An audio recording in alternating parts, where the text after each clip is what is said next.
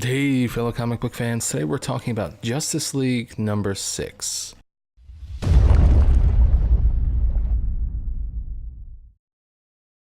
Alright, and we're back with the Justice League. Another solid issue. A few things happened that we had been talking about that I thought were going to happen, but there were still some unexpected turns. I will say, though, I'm not 100% on everything that's happening. I'm not really sure what the point of some things are, but regardless, it was still I think a fantastic issue. I really enjoyed reading it. I loved the opening, the very first page.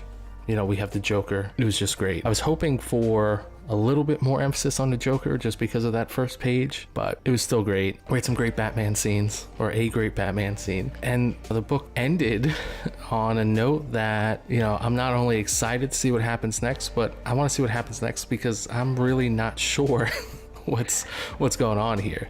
So, I think that's hilarious because I'm the one that's always complaining about not understanding what's going on. But I would defend that in this issue. This is the kind of thing I look forward to, where they break the boundaries, and this is absolutely what they're doing. We have to look at the Justice League differently. We have to look at the Lanterns differently. We have to look at Batman differently. We can't trust either John Jones or Superman because they're not themselves. So, I mean, this is enormous. So that the fact that we don't understand precisely what's going on is exactly what's supposed to happen.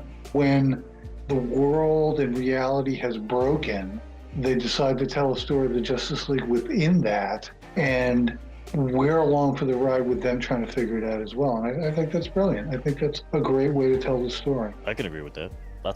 I agree with you. It was a great episode or issue. Agreed, some of the things we kind of expected were going to happen happened, but I still, to some degree, I don't know exactly where this one's going. And poor Batman poor Batman.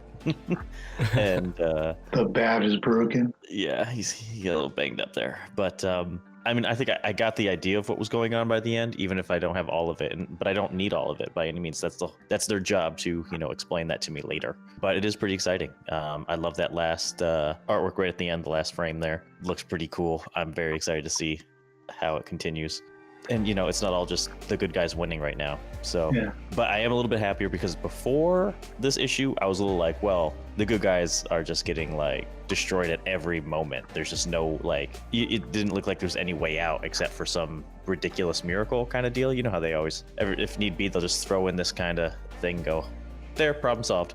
Well, they didn't quite do that anyway with this one. It's at least something new that I can get behind. So, looking forward to it. Yeah, I think one of the strengths here of this book is, you know, we get to see that there's more to these heroes, right, than their villains realize. Initially, it's, you know, how do you take down superheroes? Each of them has some sort of weakness, but, you know, there's still this underlying essence that makes them heroes, you know, that makes them great. And I think that, you know, Scott Snyder is really putting an emphasis on that here, and I think it's great because, you know, we're getting a very well-rounded picture of these characters that we're so incredibly familiar with. Yeah. You know, and on top of that, Scott Snyder is setting out to tell a big Justice League story here. This is a huge epic story. Yeah.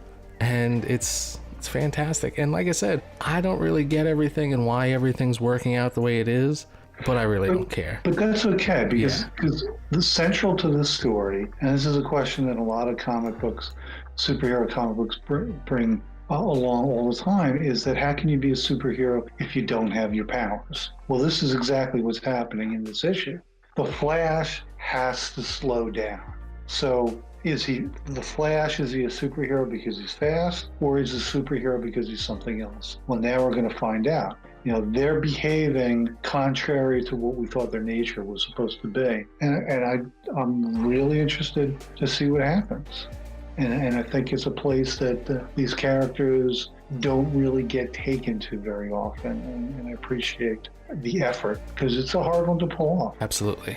And I think we're going to have to wait to talk about this until we review Justice League number 7. But just to keep it in the back of your minds here, I don't know about you guys, but I wasn't sold that the Joker was 100% Team Doom here. Oh yeah, he did not sound it. Yeah, so we'll have to give too much away if we really dive into it. So let's save it for Justice League number 7. And yeah, so that's what we thought about Justice League number 6. If you like the video, hit that like button, hit that subscribe button. Let us know what you thought about the comic in the comments down below. And as always, check out thebrazenbull.com for more great comic book content. Until next time. Bye. Adios.